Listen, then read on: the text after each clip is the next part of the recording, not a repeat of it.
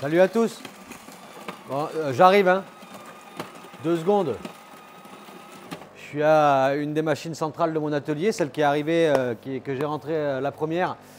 C'est la machine à café. Hyper important, hein, dans un atelier de menuiserie. La machine à café, c'est central. J'arrive. Bon, l'idée de cette vidéo, en fait, elle me vient de Jacques. Jacques, c'est mon ancien patron chez Atelier Champ Libre que j'ai quitté en février là, pour venir m'installer dans mon pays natal, les Cévennes, pour venir avec mes garçons et pour commencer une nouvelle vie. Voilà, donc il m'a posé la question parce qu'on n'avait pas de scie à ruban à cet atelier chez Champ Libre et ça lui manque cruellement. J'attrape mon café. Et donc il m'a demandé si j'étais content de celle-là et de ses capacités parce qu'il pense s'en acheter une. Donc il s'agit, j'ai fait un pense-bête parce que je suis peut-être partenaire avec Halls Profit, mais je ne suis pas technico-commercial. Voilà. Donc c'est la HBS 480. Ce modèle existe aussi en 530. Donc la question de Jacques était de savoir s'il allait plutôt s'orienter vers un modèle à 480 ou en 530. Moi, il s'agit du modèle monophasé, tout en sachant que les modèles triphasés vont avoir plus de puissance que les modèles monophasés. Et en 530, avec des volants plus grands, on a donc plus d'inertie et donc plus de couple en plus de ça. Donc, on va faire rapidement le tour de la machine, des caractéristiques pour que je vous la présente. Ensuite, je vais faire pour la première fois de ma vie, parce que je ne l'ai jamais fait, un changement de lame sur la scie à ruban. Et on va faire aussi un crash test. C'était la question de Jacques. Est-ce que cette scie arriverait à refendre du bois en hauteur? Donc refendre, c'est dans ce sens-là. Ici, j'ai un peu plus de 200 mm. Je suis dans du Douglas. Ok, c'est un bois tendre, mais si on regarde un petit peu ce qui se passe au niveau du champ, on voit qu'on va avoir quand même pas mal de nœuds, des gros nœuds ici qui sont bien de biais, donc de la fibre qui part dans ce sens-là, qui repart dans celui-là, qui repart dans celui-là. Donc techniquement, il va y avoir beaucoup de contraintes sur la machine et sur la lame. Donc on va voir comment elle se comporte. Sachant que la lame qui est montée dessus, c'est la lame d'origine. Elle m'a servi à débiter le bois de palette de toutes les machines. Je l'ai fumé, mais objectivement, ce n'est pas une bonne lame, la lame d'origine. J'ai ici, qui m'a été fournie avec la machine gentiment par Halls Profit, 3 bandes de leur gamme premium, qui sont des bandes fabriquées en Allemagne et en acier suédois. Donc, on va en monter une ensemble. Je vais monter la bande de 30 mm de large. C'est ce qu'il faut pour refendre ce type de pièces. Allez, on y va. On commence par le tour de la machine. Je vous emmène avec moi. Et voilà la bête HBS 480. Donc 480 ici pour le diamètre des volants. HBS, BS, je pense que c'est Banso. H, peut-être Halls Profit, j'en sais rien. Donc, on ouvre la bête. On voit ici donc des volants en fonte, en haut, en bas. On voit qu'on a un indicateur également de tension de la bande, un guide qui remonte. Voilà. Donc les caractéristiques principales. Volant 480, je l'ai déjà dit. Largeur de coupe jusqu'au col de cygne. Ici, on est à 462 avec le guide. Donc sans le guide, hein. Avec le guide, on a une largeur de coupe possible de, je ne suis pas à fond, mais en gros, j'avais vu 422. J'arrive pas avec une main à vous montrer ça. Mais bon, c'est 422, on va dire 420. Hauteur de coupe maximale, quand on remonte le guide, on est à 300. La longueur de la lame fait 3640. On a des guides à roulement à 3 galets, 2 sur les côtés, 1 à l'arrière. Ceci en haut et en bas également. Voilà. Les dimensions de la table, 640 par 480, inclinable à 45 degrés. La hauteur de travail est à 950 mm. Et la puissance du moteur sur la version en monophasé, qui est à l'arrière en bas ici, donc elle fait 1,5 kW pour 2 chevaux.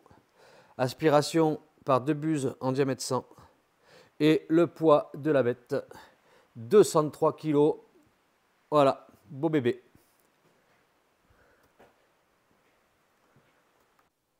On va commencer par venir libérer la lame des galets. Donc je déverrouille ici. Voilà, là on a des excentriques.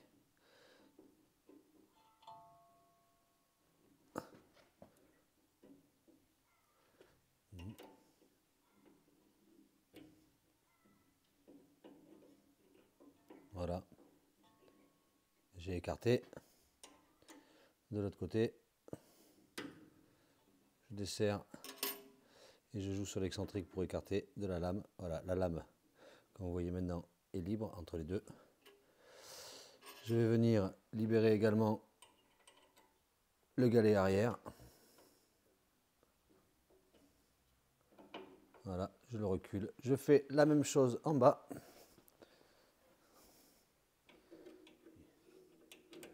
C'est pas très pratique hein, de tenir la caméra en même temps. Voilà, on écarte.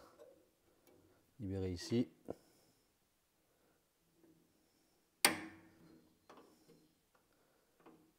Libérer là. Voilà, la lame est libérée. Donc pour le galet arrière, sur cette machine, c'est ici que ça se passe, cette vis-là. Là. On desserre là.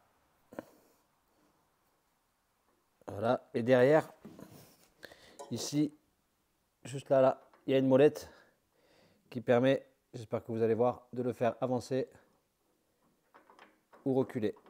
Voilà, là, il avance. Putain, on est sur une vidéo du Johan, quoi, c'est tout flou. La mise au point est faite derrière. Voilà. Vous voyez, je le fais avancer. C'est fin, hein, mais ça, on voit que ça avance quand même. Et je le fais reculer. Donc là, je vais le reculer à fond pour changer la lame. Ensuite, on va ici, avec le levier qui est là, détendre la lame. Toc. On enlève la goupille parce que sur ce modèle-là, la lame sort par le côté et pas par la face. Donc la goupille est ici. Il me faut une clé. Peut-être qu'on ne doit pas en avoir besoin normalement, mais là, elle est un peu coincée. Donc voilà, je sors la goupille. Cette goupille, en fait, c'est une goupille excentrique, conique, en fait, qui permet simplement, vu que la table est fendue, de venir par le trou qui est ici, quand on enfonce ça, quand on enfonce la goupille dedans, eh bien, ça vient simplement réaligner les tables. Voilà, donc ça, hein, on ne le perd pas. Évidemment, on ne le perd pas. Allez, on va pouvoir retirer la lame. J'enfile les gants, vu que c'est la première fois que je le fais. Je ne veux pas me faire mal. Si je me fais mal, je vais me faire gronder par maman.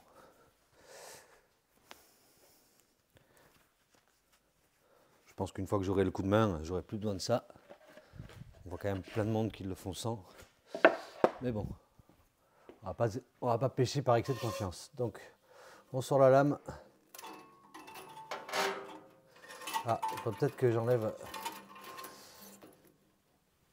ça ici là. La petite, le petit truc en plastique là.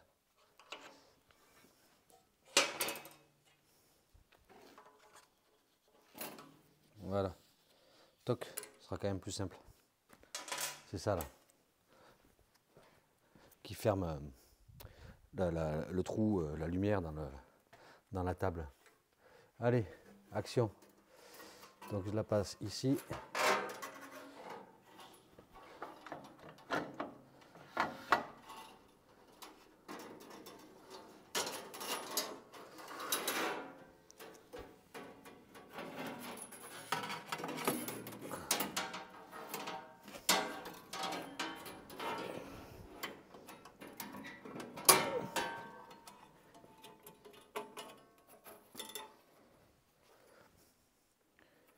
Je vous rappelle quand même que c'est la première fois que je fais ça. Comme c'est la toute première fois que je plie une lame. Et que je vais en déplier une également. Comment ils expliquaient alors? Est-ce qu'on le prend au tiers, on tourne vers l'intérieur, ça bascule et on croise? C'est pas ça. Il y avait une autre technique aussi qui consistait à venir tourner et descendre en même temps. Ah voilà, ben, je pense que ça va être la méthode que je vais employer. Ouais, content. Content. Donc alors, on met ça de côté. Et on va ouvrir la lame toute neuve.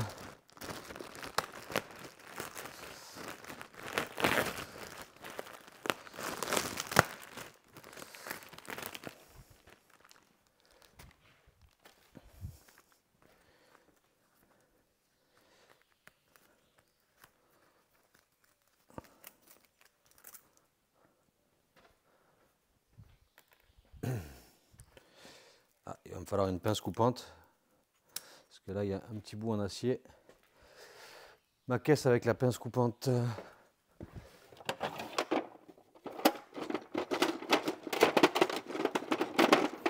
Voilà. La voilà.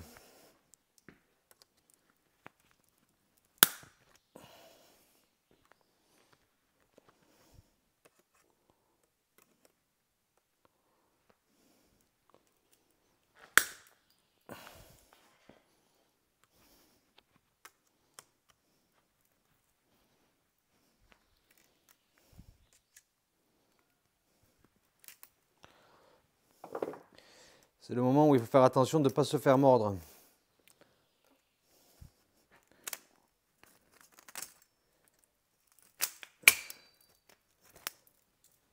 Ok. Alors, on voit le point de soudure qui est là. Est-ce qu'elle est dans le bon sens déjà? Si je la mets comme ça, elle va être à l'envers. Alors, dans les différentes vidéos que j'ai vues, on la retourne. On la retourne comment? Comme ça. Là, elle est dans le bon sens. Les dents vers le bas. Allez, on fait la même opération à l'envers. Donc je rentre ici.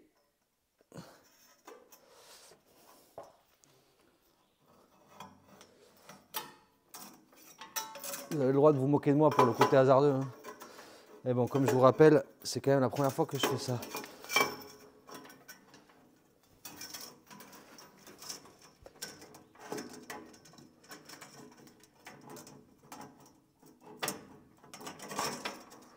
Ok, il va falloir que...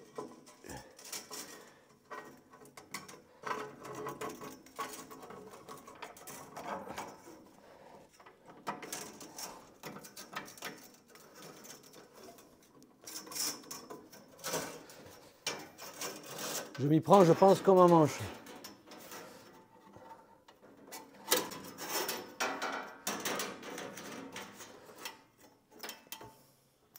Bon, je vais recommencer. Il faut que je recule les platines qui sont là.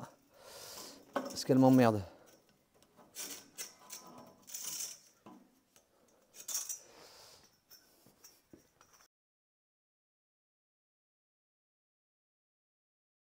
Vous m'avez bien vu galérer là, du coup j'avais un doute, j'ai appelé Arnaud l'atelier vosgien qui a exactement la même, et donc il m'a confirmé mon hypothèse, les pattes qui sont là, ces pattes là, qui doivent être des histoires de normes ou de je sais pas quoi, franchement je peux pas vous dire, je sais pas.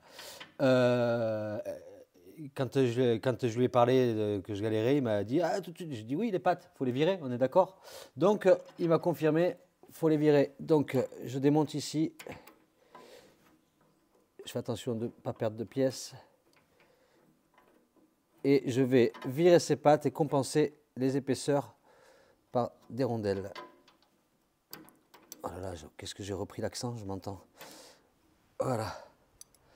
Je remets ça. Voilà mon sandwich avec le roulement au milieu. Et je le remonte.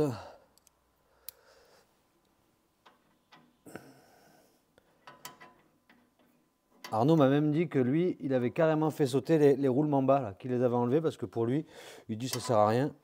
J'ai rigolé. Je lui ai dit, écoute, moi je vais les garder. Il me fait, tu verras à l'usage, tu vas certainement les enlever aussi. J'ai dit, bah, écoute, on verra bien, effectivement. Voilà, merci Arnaud. Ah oui, quand même. Merci Jérémy aussi. Parce que si je cite Arnaud et que je cite pas Jérémy, je sens que je vais me faire engueuler.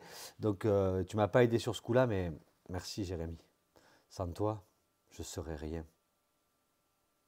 Allez, on continue. On pose la lame maintenant. On pose bien la lame. Deuxième tentative.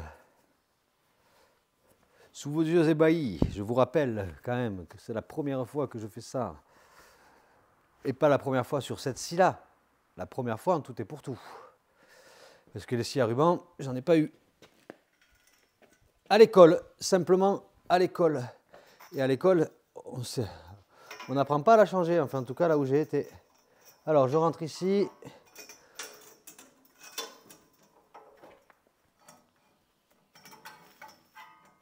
Je passe là.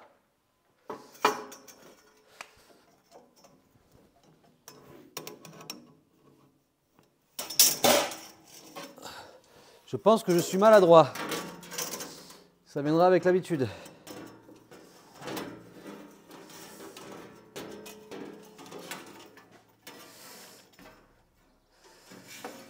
J'espère que j'aurai pas abîmé la lame à toucher partout comme ça. Je sens que je vais me faire allumer là, pour le coup, par Johan. Et certainement par Benoît, s'il voit la vidéo. Voilà. Là, le ruban du bas, le volant du bas, pardon. Et voilà. Je vais remettre la lame sous tension avec le levier derrière. Voilà. Je vérifie que ça tourne.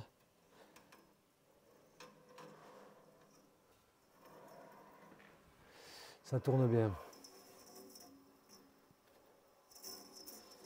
Maintenant, on va régler le ruban.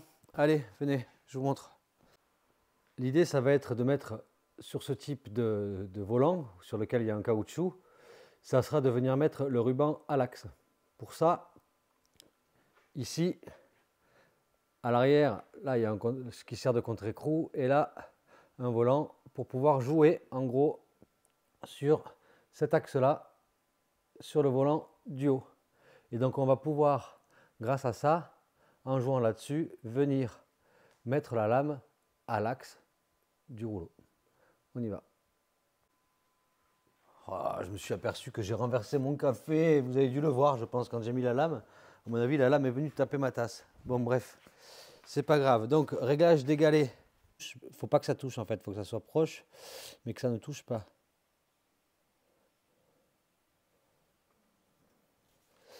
Pareil de l'autre côté.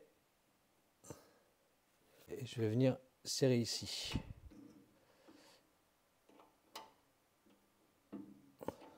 Ok, ensuite, le galet arrière. Le galet arrière, ça c'est Michel qui m'a dit. Ici, on vient le mettre au contact de la lame. Ah, pardon. Donc le galet arrière, Michel m'a dit, ici, on vient le mettre, on le pousse au contact de la lame. Voilà. Et on vient faire un tour complet de lame. Comme ça, si ça touche à un endroit au niveau de la soudure, par exemple, il va se mettre à la bonne distance. Voilà, je pense que j'ai fait le tour. Et ensuite, on le verrouille ici. C'est verrouillé. On va ensuite régler les galets bas de la même manière.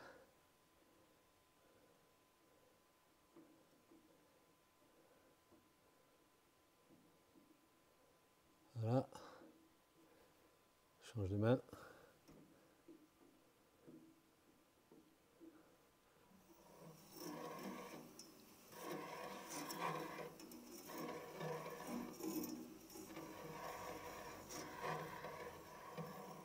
Ça va tout l'air d'être pas mal. J'espère, parce que pour mon crash test suivant, ce serait quand même ballot que j'ai mal fait les réglages. Parce que la précision et les capacités d'une scie à ruban dépendent beaucoup de ces réglages-là.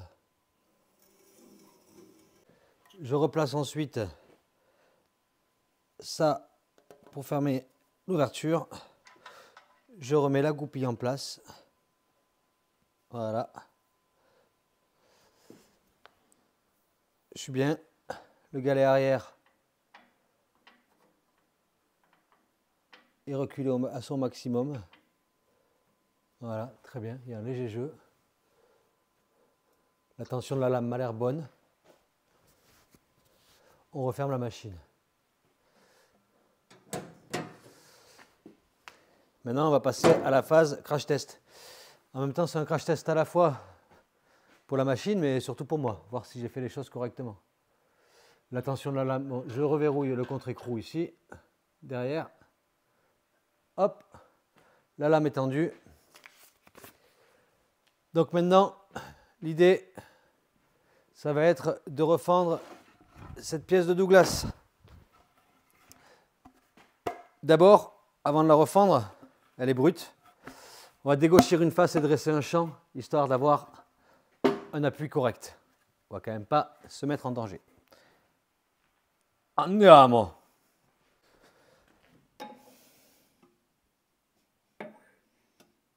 Nickel!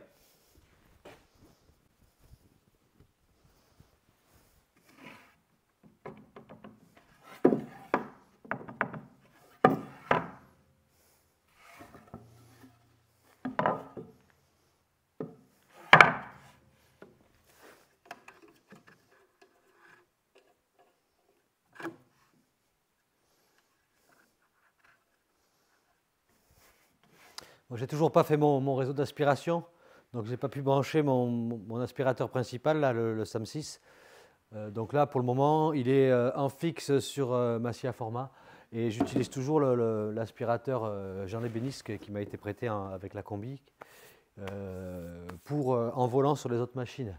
La combi a été achetée par quelqu'un avec l'aspirateur et partira, je le stocke jusqu'au mois de juillet parce que la personne qui en a fait l'acquisition est un jeune retraité qui est en train de construire son atelier en ossature bois et donc il m'a demandé si je pouvais lui garder le temps qu'il finisse son chantier pour pas être encombré, voilà. Donc évidemment que je peux le faire quand même, on n'est pas des sauvages. Pas parce que je m'appelle Wild que je suis un sauvage. Voilà. C'est bon, condensateur est allumé, pas condensateur, variateur. Hop, aspiration. Et c'est parti.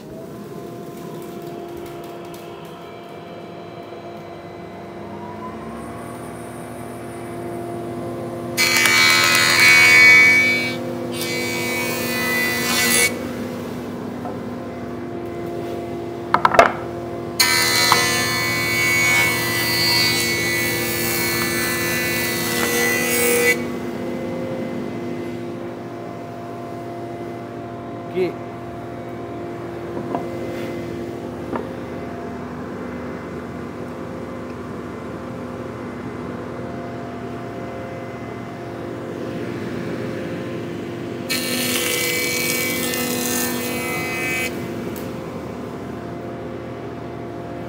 Allez, on va passer une deuxième fois par acquis de conscience.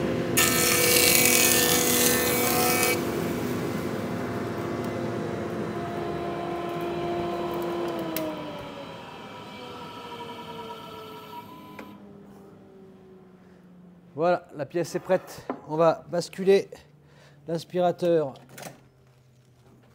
sur la scie à ruban.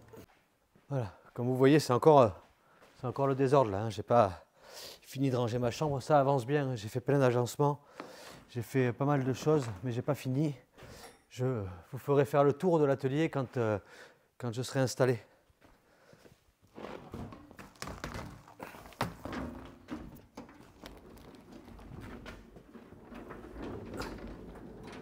Allez, viens par là, toi.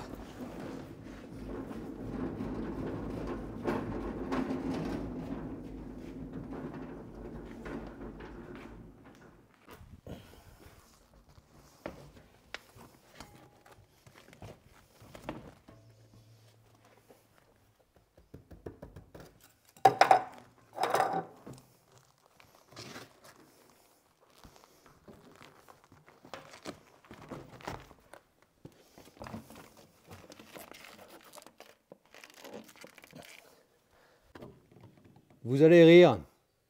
Je l'ai fait, mais j'ai oublié d'allumer la caméra. C'est malin. Bon, du coup, on va le refaire et on va refendre plus fin, celle-là. Je recommence. Cette fois-ci, je pense à allumer. Alors, on va repartir sur celle-là qui est plus étroite et qui du coup va être plus délicate à refendre parce que potentiellement moins stable. Ici, j'ai 20 mm. La voie de la lame, je ne sais pas combien il fait, mais on doit être à un peu plus d'un millimètre. Donc je vais refendre,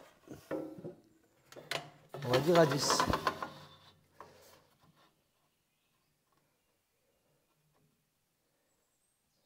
Je pointe ici 10. Je ne sais pas si je suis bien réglé par contre au niveau du... Ah ben si, je suis à 10, nickel. Voilà, donc je vais refendre. Par contre, ce que je ne vais pas faire, c'est changer le point de vue pendant la refente parce que je ne vais pas m'arrêter en pleine coupe pour prendre des risques pour des belles images. Je ne suis pas vidéaste, je suis menuisier avant tout. Donc l'idée, c'est de ne pas me mettre en danger et de travailler proprement. Donc, on y va. Machine et aspirateur.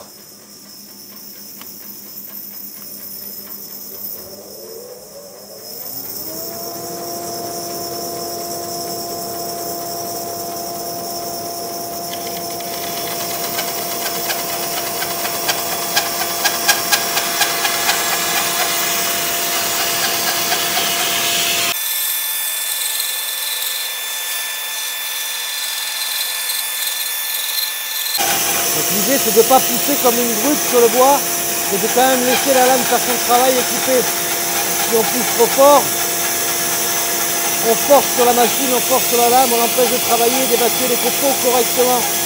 Donc on y va tranquille, on prend son temps. On n'oublie pas qu'on est sur plus de 20 cm de hauteur de coupe.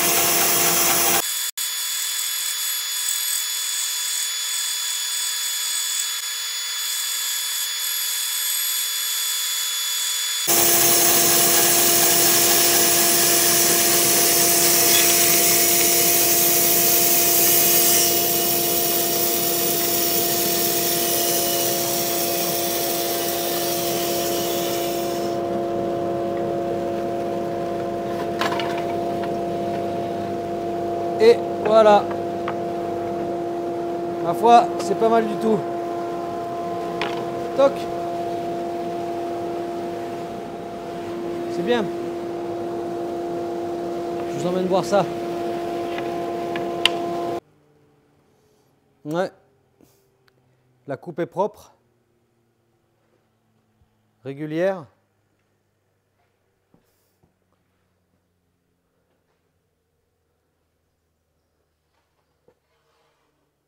Voilà, l'épaisseur est maintenue d'un bout à l'autre. On est bien. Ça, c'était la face qui était dégauchie. Et là, la face brute de sciage. Évidemment, il y a des ondes de sciage, hein, c'est normal. Hein. Généralement, quand on refend, ensuite les pièces, on les repasse à la raboteuse. Voilà pour cette vidéo, pour cette présentation. J'essaie de faire une petite conclusion. Pour une première fois, effectivement, quand j'ai changé la lame, j'étais un peu maladroit, mais bon, c'est normal, on est souvent maladroit la première fois, souvenez-vous. Et donc, je vais prendre l'habitude, tout simplement. Je suis plutôt content, satisfait de ce que j'ai réussi à faire avec.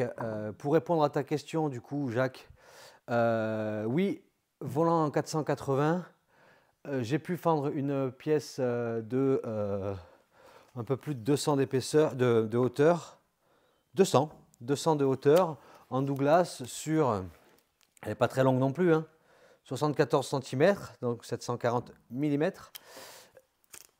Voilà, donc sachant qu'elle est en mono, donc si tu la prends toi en triphasé, tu auras évidemment plus de puissance.